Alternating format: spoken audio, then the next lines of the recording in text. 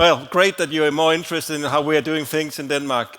One of our key things is actually how we are handling these gilts.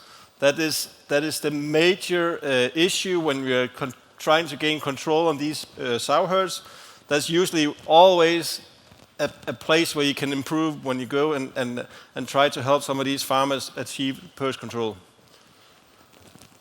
So first of all, what is actually the purpose of these gilt quarantines? Well, it is actually to prevent disease to be introduced into the sow herds overall, PRRS, but also other infectious diseases like influenza and other like that. We also have the opportunity when we use these quarantines in the right way to actually monitor the health of these animals.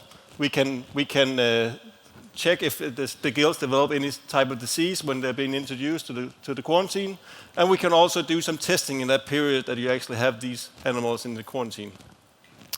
You can also get control of how to actually treat the animals, and if you have a vaccination protocol, they can be done in that period when you're doing the quarantine.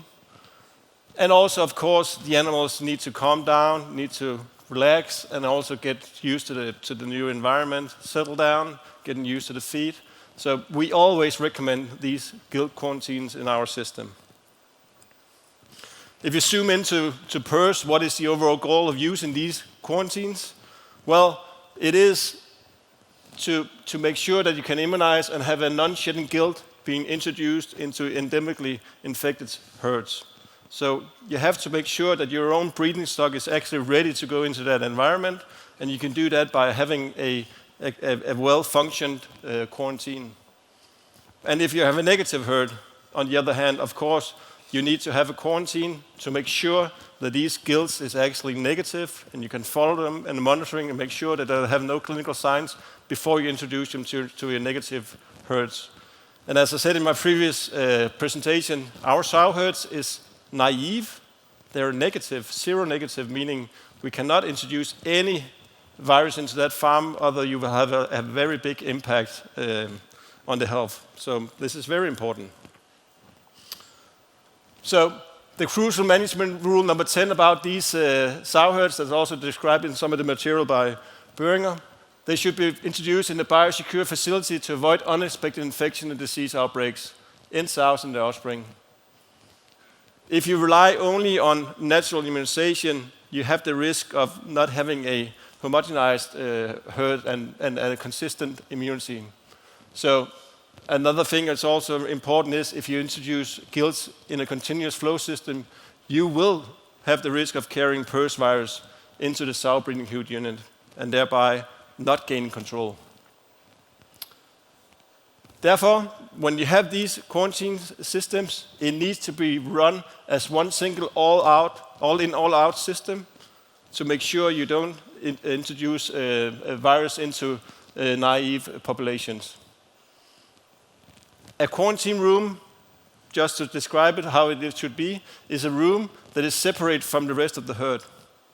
It could be a physical separation, meaning a building off-site of your farm, but also it can be a part of your farm as long as it has a separated airspace and a limited epidemiological connection to the breeding herd. So you have to be aware how you're actually taking care of that farm, but that part of your farm, making sure you don't introduce anything into your sow herd. Separate entrance, separate ventilation, and separate manure handling. In Denmark, we have the combination. Some of them have off-site quarantine sites, or some of them actually have it on-site. It is all right.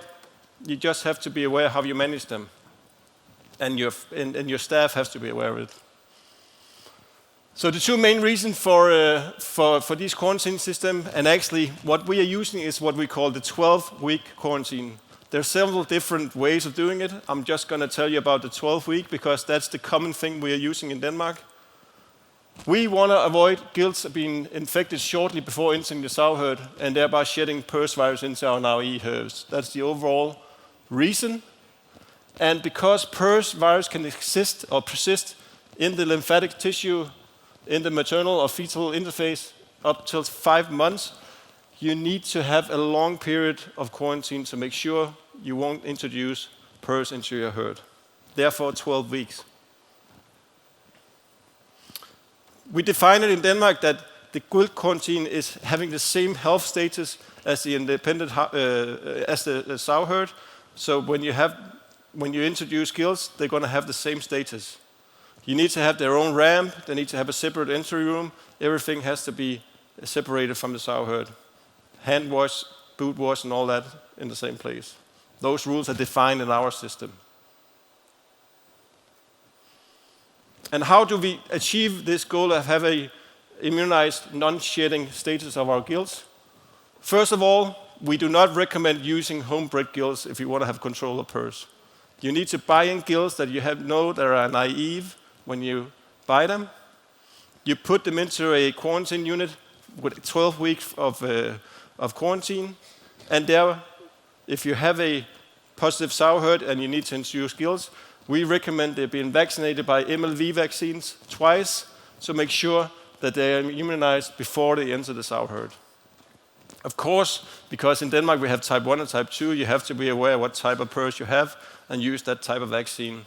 That's evident. And here I'm just trying to show you why we're using the 12 weeks. What is actually the whole idea about that? The probability of PRRS shedding and transmission is the red line, saying from the start when you introduce them and you do the MLV vaccines, of course the risk of shedding is high because these animals is actually shedding, and that's declining through the time. At the same time, you see the development of the immunity of these gilts is increasing. And at the longer time you give it, the more sure you are you have a very nice immunity, and you lower the risk of animals excreting PRRS when you introduce them to the sow herd. And the reason why we have, another reason why we have this 12-week is, like I said, you can have the risk of having PRRS persistently in the lymphatic tissue, but if you add together the age of the animal and then give them 12 weeks of quarantine, you reach the 5 months, and then you have the risk of this being actually done is very, very low. So that's why we're recommending at least 12 weeks. We know it's difficult, but we can say if you use the 12 weeks, then you're pretty sure you're in good shape and not risking introducing PRRS through a gilt management. And this graph, maybe we should just take this one here. Hope it's running. Yeah, so the principle is that you have 2 rooms, you fill one room up with animals, and you leave them there for 12 weeks. At the same time, you're emptying the second room, it's been there for 12 weeks, you open up the quarantine, start introducing these gilts to the sow herd. Then when they was empty, the next room will be ready 12 weeks later. Then you open that up and you start introducing them room by room to your sow herd. That's what we call the double 12. That's the standard quarantine method that we use in Denmark. If you do that, you're in good shape. We trust that system. We can show that if you implement this type of gilt quarantine management, you will have a good chance of achieving PRRS control in your sow herd.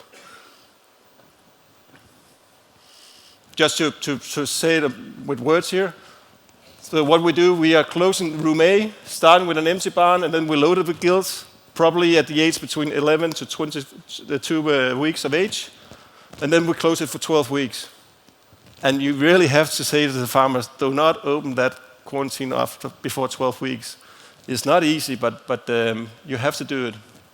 Room 2 was loaded 12 weeks before, and then you start, now it's open, and then each week a new batch of gilts is reaching breeding age, and you move them into the sow herd, and then it's going to be empty. So that's the principle of the double 12. And here, finally, I would just say that, like I said in the start, proper gilt introduction management is the key to PRRS control at herd level. And we have the goal of elimination, but before elimination you need to have control, and before control you need to have proper gilt management. And we've seen several cases that when we have farms failing for herd control, it's poor gilt introduction. They do not follow the quarantine. They don't follow the 12 weeks. They're not properly immunized, and gilts are excreting PRRS virus in the sow herds, and then it keeps on out of control. So this will talk about our gilt quarantines in Denmark. There's more about the different concepts. I told you about our double 12 concept. You can have other versions of gilt quarantine systems according to whatever suits in your system. So there's a lot of more inspiration in the Gilt to Gilt guide provided by Boehringer Ingelheim. So thank you for your attention again.